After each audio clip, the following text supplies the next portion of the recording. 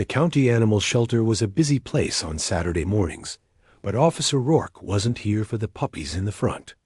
He walked past the happy barks and went through a heavy door marked staff only. The noise changed here. It was quieter, but the sounds were different, anxious whining. The scratch of nails on concrete, and a few deep, worried barks. He was meeting the shelter's behavioral vet, a woman with kind eyes and a tired smile named Dr. Aris. "You said you were looking for a project," she said, leading him down a row of kennels. "These are our dogs that need a little extra understanding. Failed adoptions, strays with rough pasts." Mark looked at each one. A sleek hound that wouldn't make eye contact. A big Rottweiler mix who wagged its tail but also drooled with nerves. They were good dogs, he could tell, just scared. Then they got to the very last kennel, at the end of the hall, away from all the others. The air felt different there, colder. "This," Dr. Aries said, her voice dropping, "is Axel." Mark looked inside. The dog wasn't barking. It was a German Shepherd mix, maybe 90 pounds of solid muscle, with a dark coat and a pale, jagged scar cutting across its muzzle. It stood perfectly still in the center of the concrete run, its eyes fixed on them. A low, rumbling sound filled the space. It wasn't a growl, not quite. It was a vibration, a warning coming from deep in the dog's chest.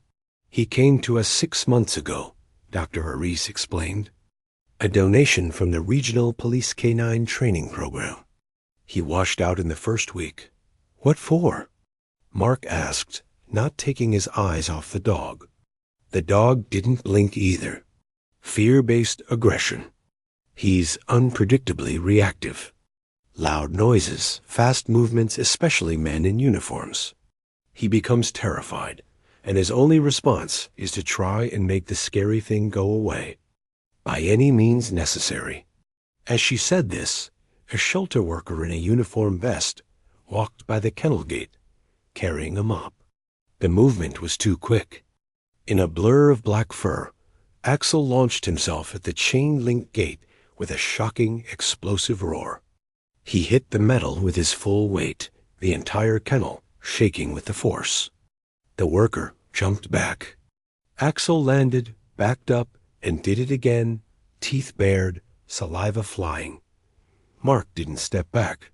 He felt a strange pull in his chest. This wasn't the anger of a mean dog. This was the absolute panic of an animal that saw the whole world as a threat.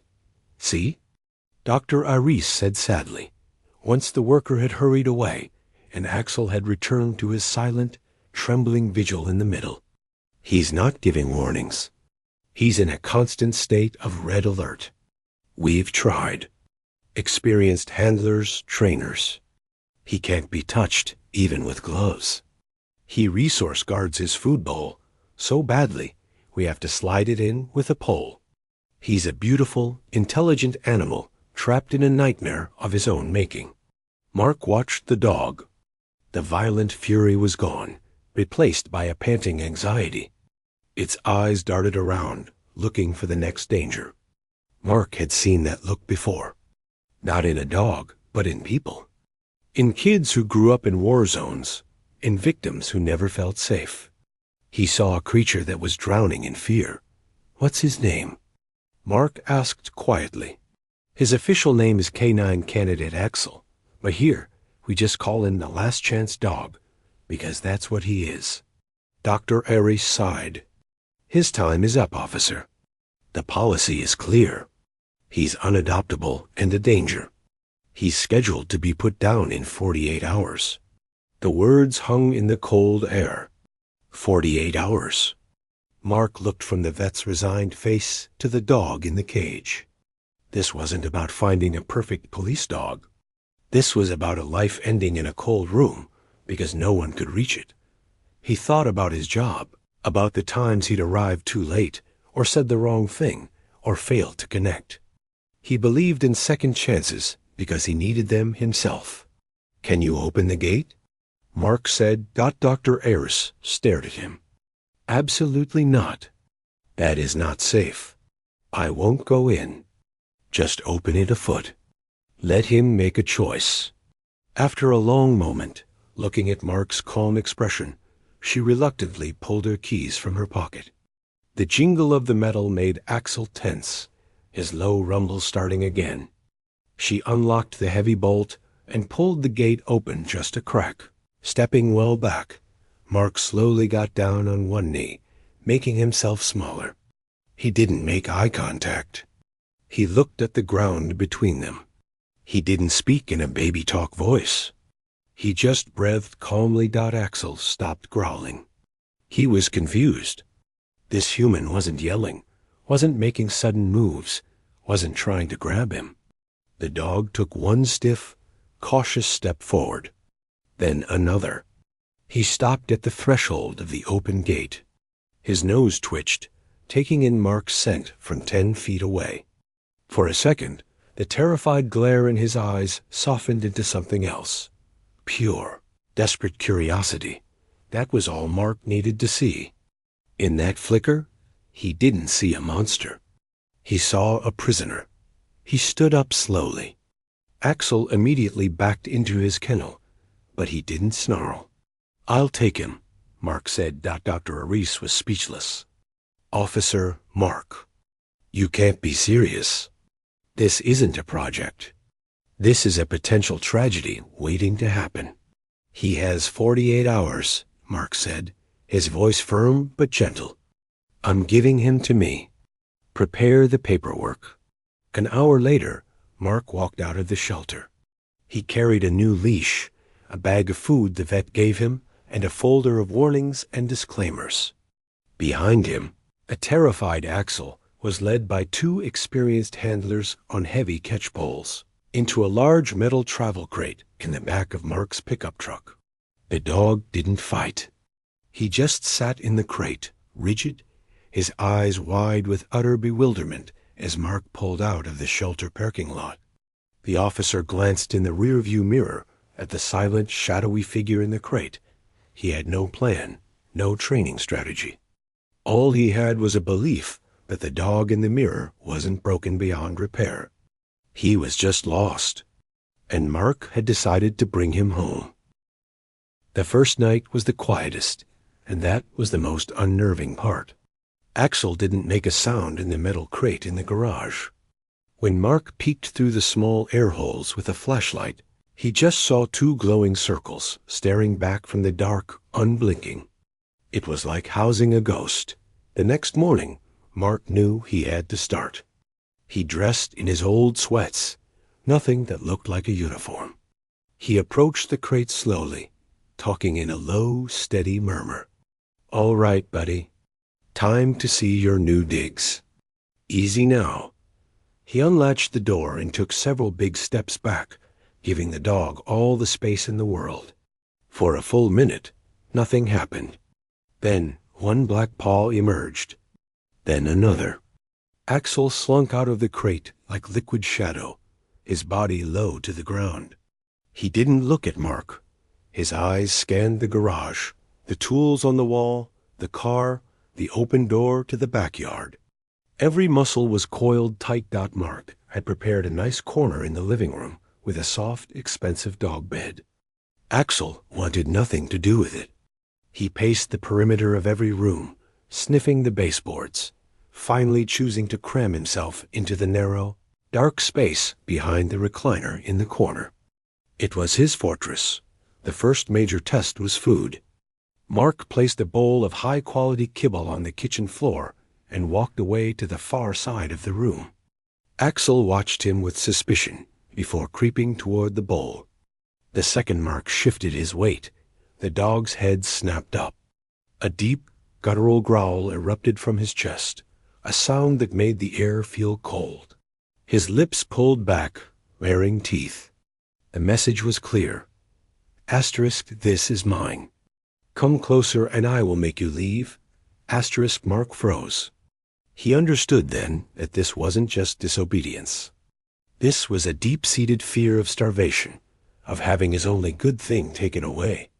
From then on, he would put the bowl down and go into another room entirely, closing the door to let Axel eat in peace. The real disaster came when Mark tried to introduce simple training. He got a brand new leather leash. The moment it came out of the closet, Axel's eyes went wide with panic. He backed into his corner, a high-pitched whine mixing with his growls. Mark, moving slower than he ever had, tried to simply lay the leash on the ground near the dog to sniff. Axel lunged, not at Mark, but at the leash, grabbing it in his teeth and shaking it violently with a furious snarling before retreating, the leash now a soggy, torn mess. It wasn't an attack. It was a terrified animal killing a snake he thought was coming for him. A few days later, Mark's friend and supervisor, Sergeant Chun, stopped by to check on this project he'd heard about. He was a practical man, built solid, with a no-nonsense attitude. He arrived in his patrol uniform. The moment Axel saw the dark blue fabric, the badge, the duty belt with its tools, the dog transformed. The fear was instantly swallowed by a blinding defensive rage. He launched himself across the room, crashing into the baby gate Mark had installed, barking and snarling with a force that made the walls vibrate. Spit flew from his jaws. He was utterly possessed, trying to destroy the symbol of authority he saw in the doorway. Sergeant Chun took a calm step back, raising an eyebrow at Mark. "You see? It's not a dog, Rourke. It's a liability. A loaded gun with a hair trigger. What are you trying to prove?" Mark, his heart aching, managed to get Axel into the garage, closing the door on the muffled, furious barks. He came back to find his friend shaking his head. "I'm not trying to prove anything," Mark said, feeling defeated. "I just think he's misunderstood." "Misunderstood?" Chun said gently, putting a hand on Mark's shoulder. "Look, I know you have a big heart, but some things are just broken. This job shows us that every day. You can't save everyone, and you can't save everything. Don't let this end with you getting hurt, or worse, someone else." After Chun left, the house felt heavy with silence and failure. Axel remained shut in the garage. Mark sat at his kitchen table, the sergeant's words echoing. Asterisk, a liability. A loaded gun. Asterisk, was he just being stubborn and stupid? That evening, he let Axel back inside. The dog went straight to his fortress behind the recliner, exhausted from his own fear. Mark didn't try to train him. He didn't try to touch him. He felt a deep tiredness in his own bones.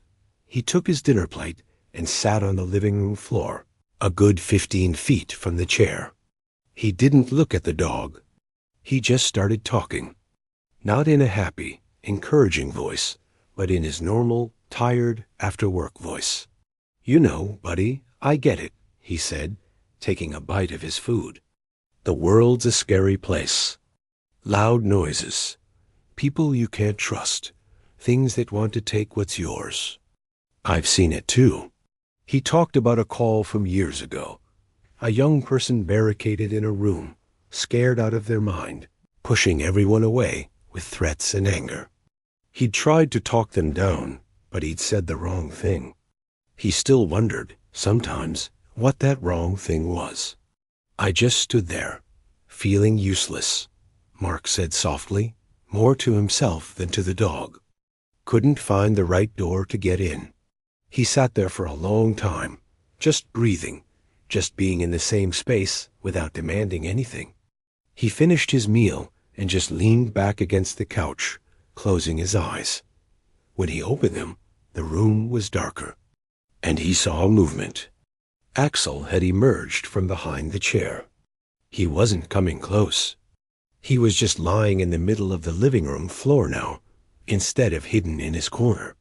His head was on his paws, and his eyes, for the first time, were not filled with terror or anger. They were just watching Mark, curious, wary, but listening. No growl rumbled in his chest. The house was quiet. Mark didn't move. He didn't smile or reach out. He just gave the slightest nod. "Yeah," he whispered. "Me too." It wasn't a victory. There were no tricks learned, no commands obeyed.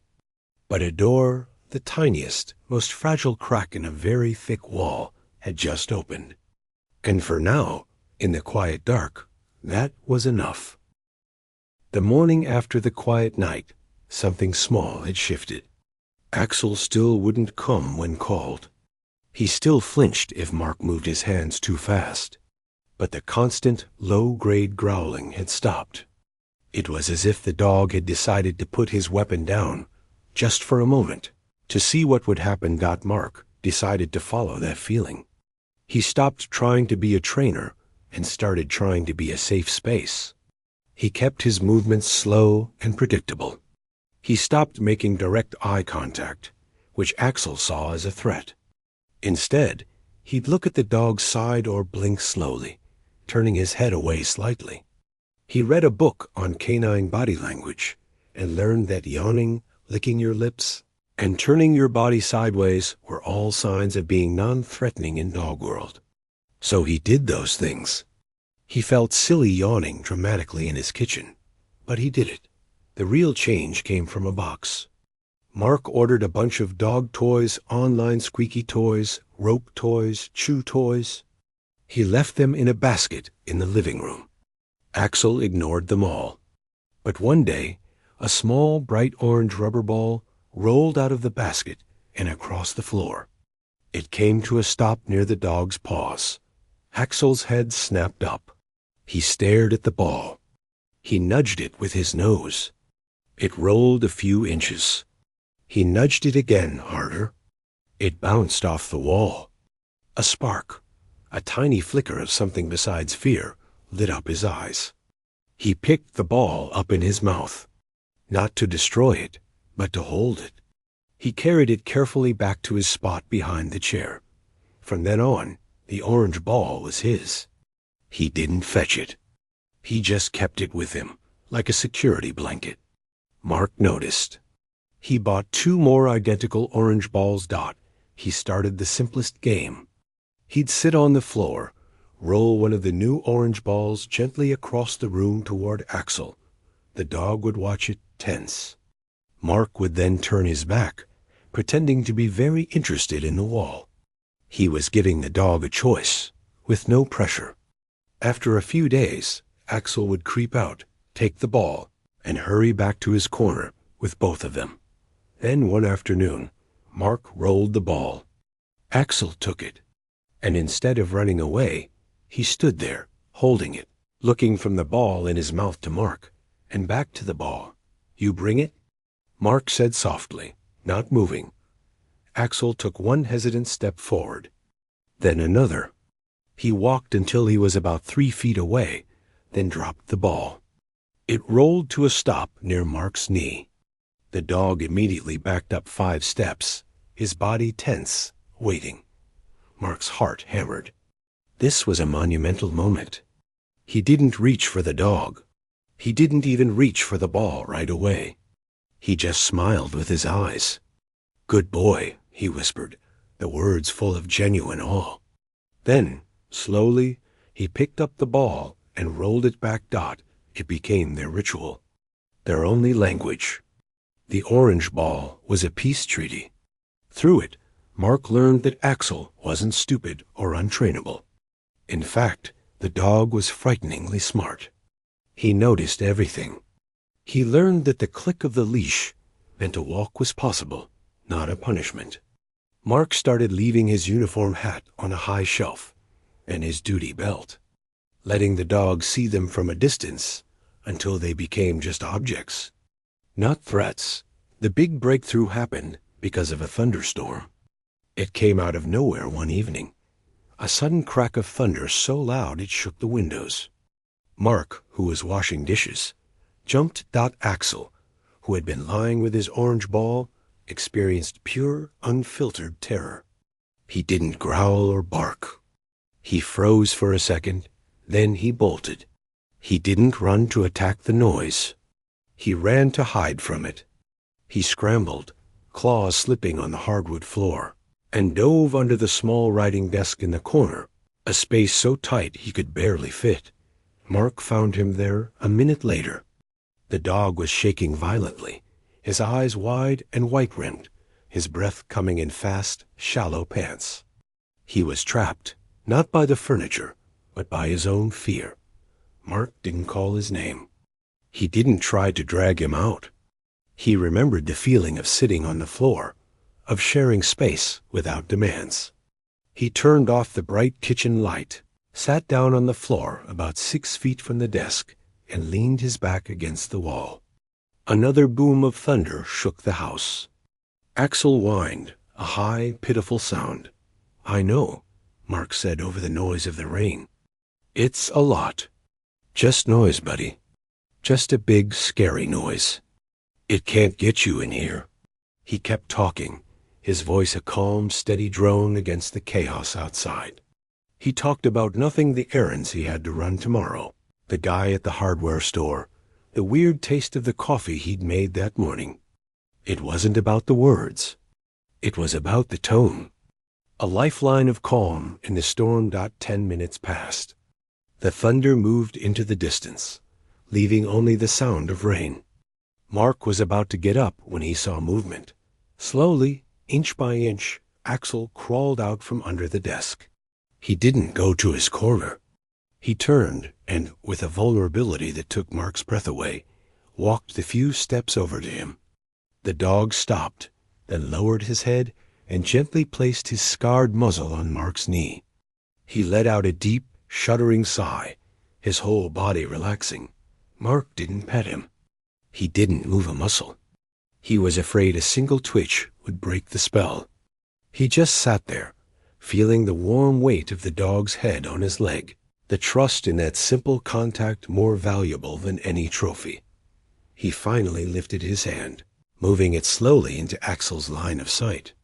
He held it there, palm down, not reaching. Axel sniffed it. Then he nudged it with his nose, Mark carefully, so carefully that his fingers brushed the coarse fur on top of Axel's head. The dog closed his eyes. He didn't flinch. He leaned into the touch, just a little. They sat like that for a long time as the rain pattered against the window. The storm outside was over. But more importantly, the storm inside the dog, the one that had raged for so long, had finally, for the first time, found a safe harbor. The wall hadn't been broken down with force. A single trusting brick had been removed, and through that tiny opening, a connection had finally found its way. The trust built after the storm changed everything, but slowly, like ice melting in spring. Axel would now take treats from Mark's open palm. He would sleep in the same room, not just hidden away. The orange ball was their go-to game, and Axel's focus on it was incredible. Once he locked onto it, the rest of the world seemed to fade. Mark saw that focus not as obsession, but as a potential tool. It was a channel for his intense energy. One afternoon, Mark decided to try something he hadn't dared before. He took his old patrol jacket out of the closet. He didn't put it on. He just laid it on the couch. Axel, from across the room, stiffened. His ears went back, but he didn't growl. He just watched it, wary. "See?" Mark said softly. "Just fabric. Doesn't do anything on its own." Over the next week, he moved the jacket closer to their play area. Then he'd put it on for just a minute while throwing the orange ball, then take it right off. Axel's anxiety was clear, but the desire for the game was stronger. The jacket slowly stopped being a monster and became just another part of the background, noise of his life with Mark. The real test came when Mark started the car. He'd fixed up a used SUV to be a potential K9 vehicle with a heavy-duty grate dividing the front and back seats.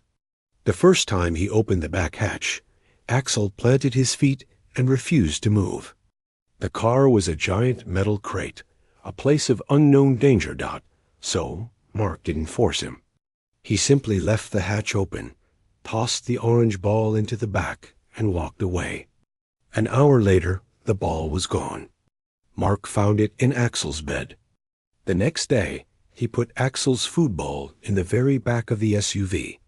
The dog was hungry enough to climb in, eat quickly, and leap out. Step by tiny step, the car became just another place where good things, balls, and food happened. After 3 months, Axel would willingly jump into the back when Mark pointed. He'd lie down on the special mat, his orange ball between his paws, calm. He still didn't like other people, other dogs, or loud traffic noises.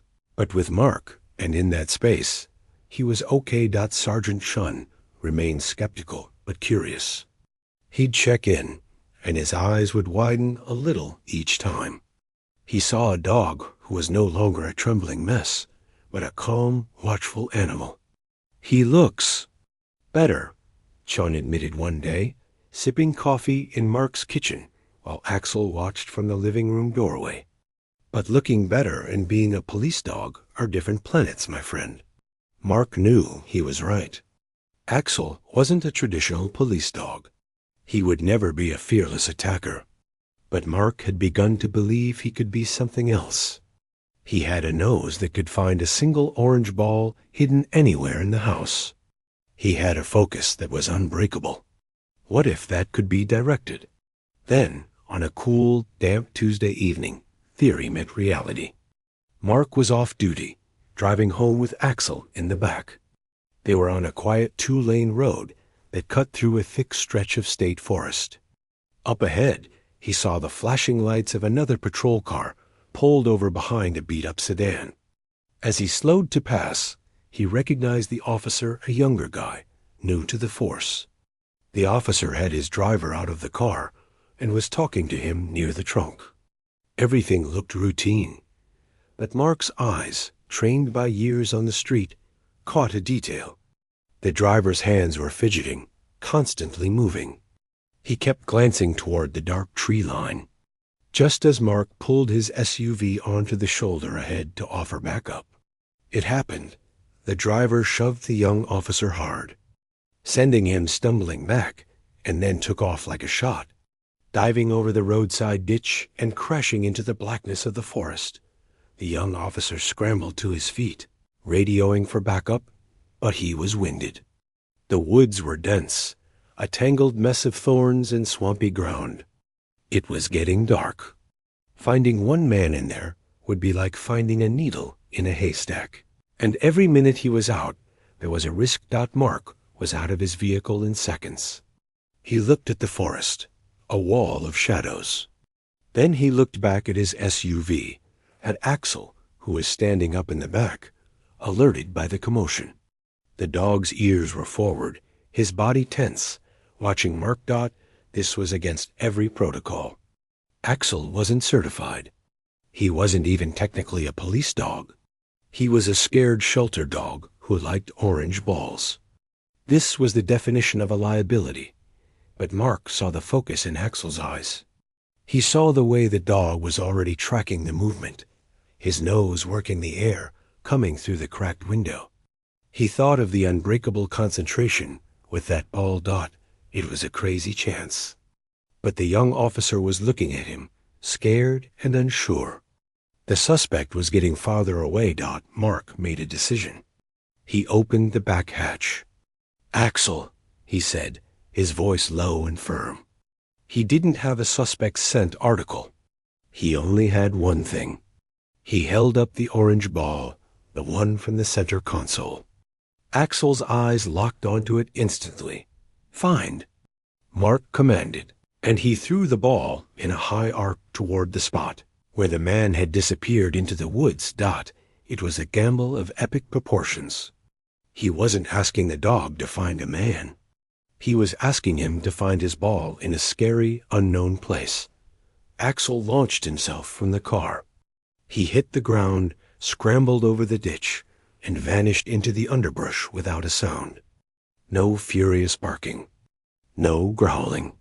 Just the swift, silent movement of a predator on a mission. Mark and the other officer followed, pushing through wet branches, their flashlights cutting weak beams through the gloom. They couldn't see Axel. They could only hear the faint rustle of his movement ahead of them. Mark's heart was in his throat. What was he doing? What if Axel found the man and attacked? What if the man hurt Axel? 2 minutes felt like an hour. Then, a sound cut through the forest dot. It was a bark. A single, sharp, authoritative bark. It wasn't a frenzied attack bark. It was clear, alert. It said, "Here, I found it." They crashed toward the sound, thorns tearing at their clothes. They burst into a small, muddy clearing. There, in the middle, stood Axel. He was not on top of the suspect. He was standing about 4 feet away from where the man was curled up on the ground, hiding under a fallen log. Axel's body was positioned between the man and the direction Mark had come from. His stance was rock solid, his head low, his eyes fixed on the hiding man. He didn't lunge. He didn't make a sound now. He was just holding him there. A living, breathing fence. The suspect, seeing the 2 officers and the intense, silent dog guarding him, slowly put his hands up.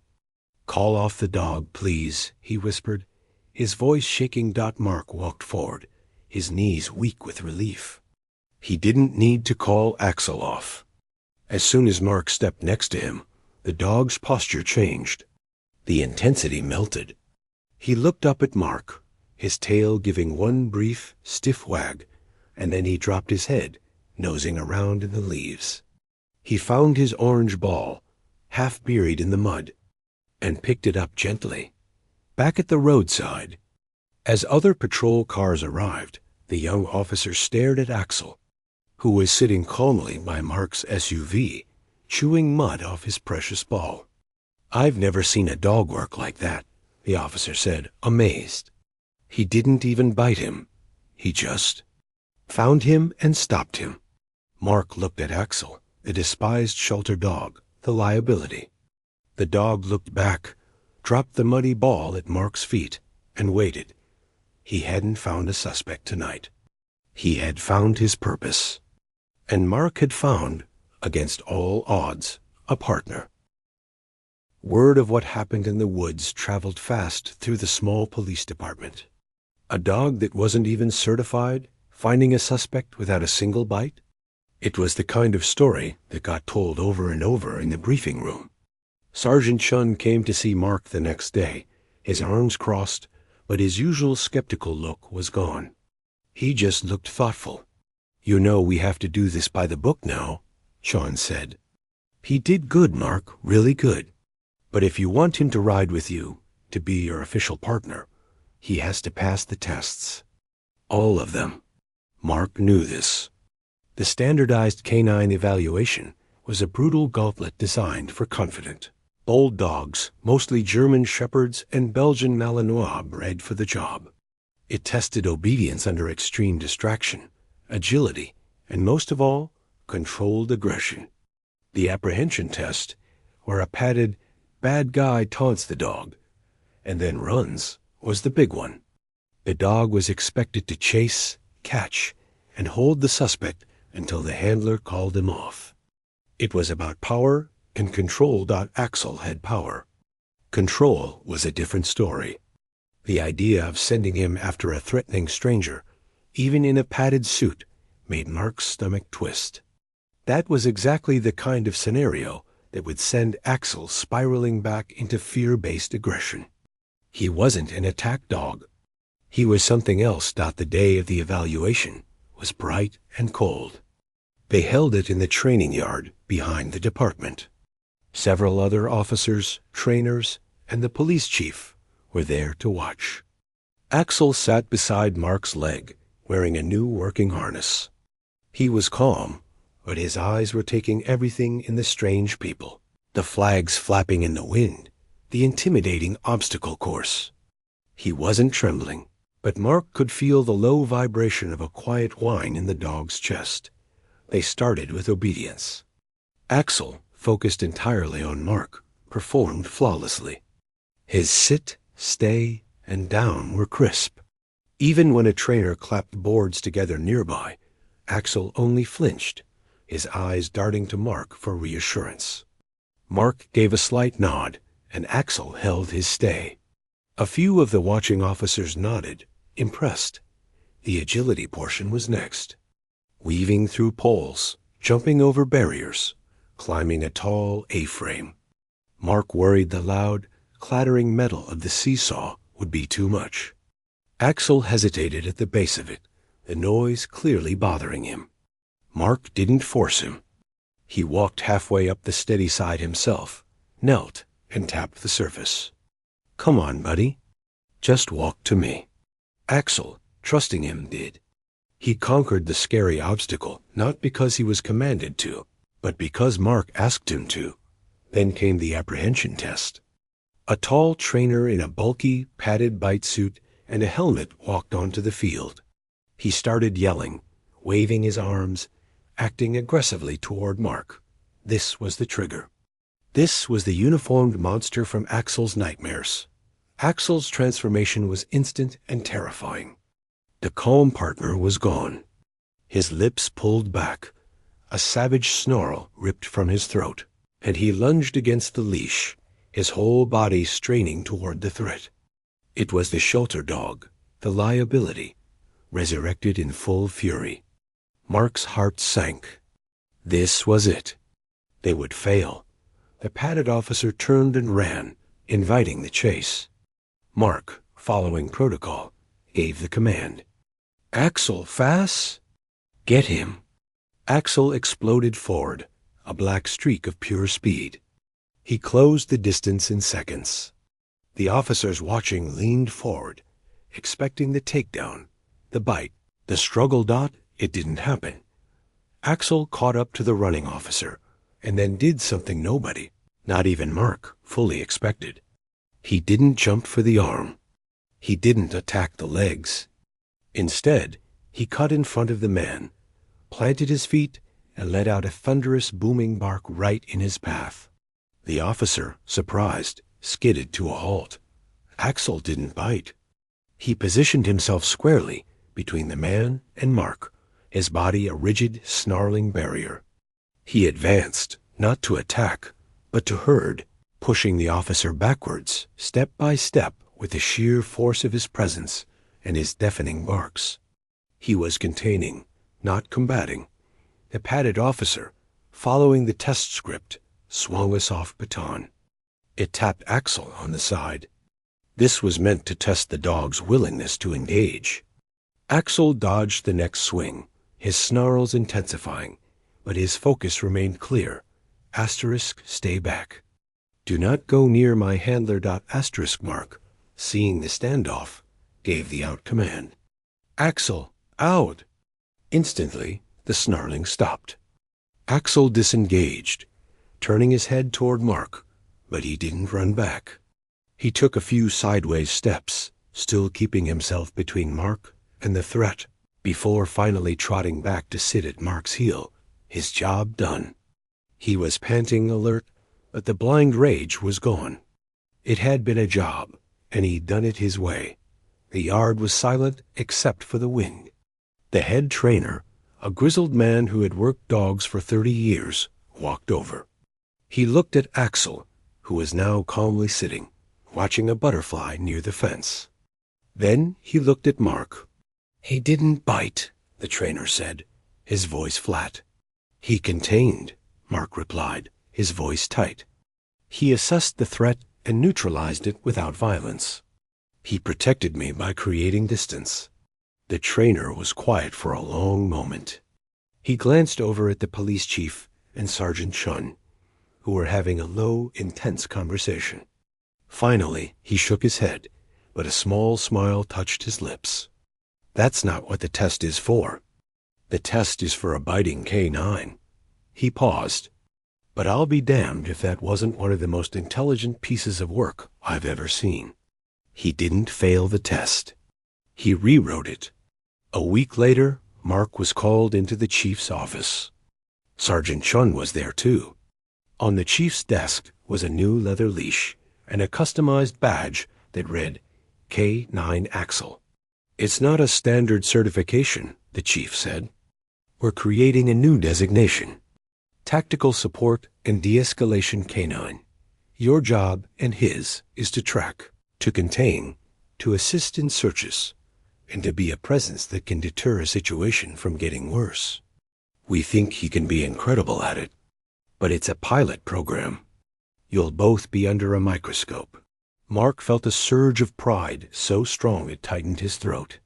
He looked at Chun, who gave him a firm nod. The first official call for their new unit wasn't a dramatic chase.